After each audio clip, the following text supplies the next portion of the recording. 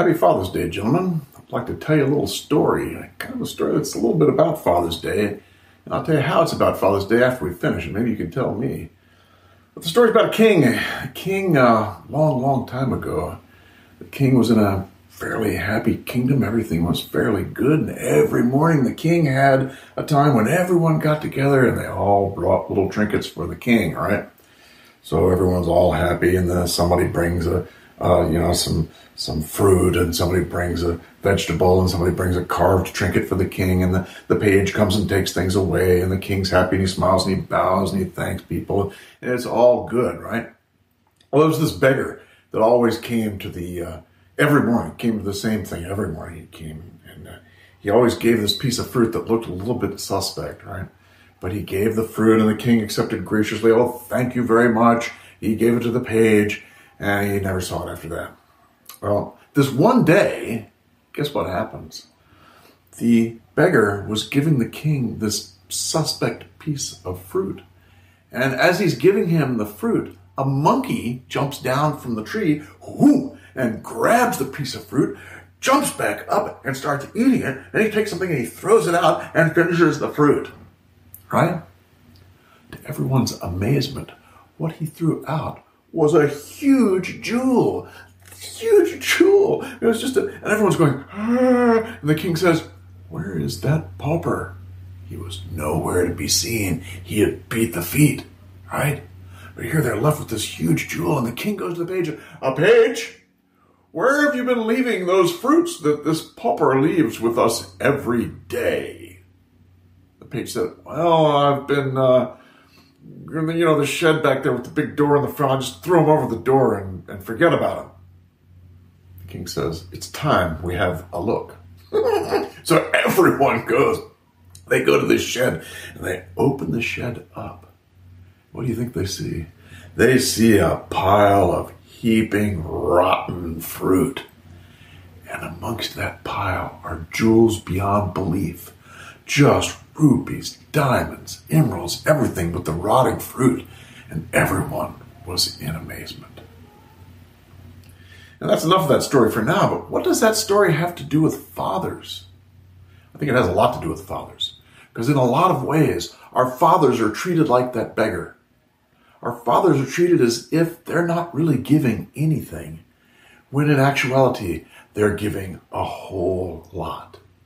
I mean, think about the ways that our fathers are mistreated. The identity politics people, the feminists, just degrade fathers and men as much as they possibly can on their road to destroying the American family.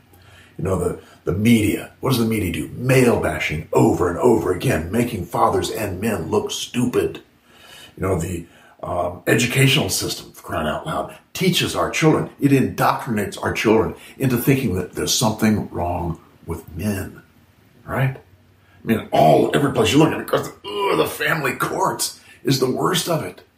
Pulling loving fathers out away from their children for no fault of their own. I mean, this is really being treated worse than the pauper. At least the pauper the king honored the pauper. He said, "Oh, here you are. Thank you very much." No one says thank you to fathers. And fathers have been busting their butts doing the right thing for years. But the right thing for years has been judged as being the wrong thing. I mean, we know now that roughhousing with kids that fathers do automatically. They do it all the time. They throw the kids up in the air, right? We know now that these are things that help the children in their development. The throwing up in the air helps them with risk-taking. The roughhousing helps them with learning boundaries, and also indirectly with empathy, learning how to be more empathetic. The many, many, many things fathers do that mothers go, "Oh, don't do that, don't do that, don't do that," right? These things are the very things that help our children. And as we've pulled fathers out of the home over the years, what's happened? Our culture has been dilapidating. You know, if you look at all of the connections with fatherlessness and problems in children, it is literally amazing. In fact, there's research now.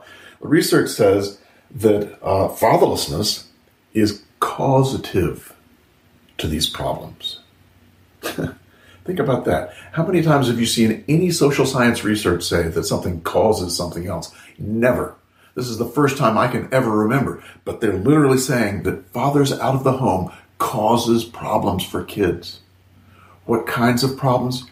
Just as many and as varied as you can imagine. We have ruined so many of our children from not having dads at home. It's absolutely insane what we're doing. Think about all the things that are connected now with fatherlessness. Teen pregnancy. What else? High school graduation. What else? Bullying, suicide, rape, drug abuse, anxiety, suicide, low empathy, delinquency, depression, all over the place. All of these things are correlated with fatherlessness. So dads, you are extremely important. You are vital to your children. Even though most people are degrading you, whether it's the media or the feminists or whoever, you're getting degraded. But don't listen to that bullshit, because what you're doing for your children is essential. So get in there and keep doing it if you can. And if you've got 1 day a week with them, make sure that 1 day you're doing it. Stick with them. Keep doing what you know is the right thing, because what you're doing and your natural bent and your love for them is really, really helping them. So dads, here it is on Father's Day. And I hope you can enjoy your Father's Day today and bask in the fact that you're doing many of the right things. And you're helping your kids by just being around them.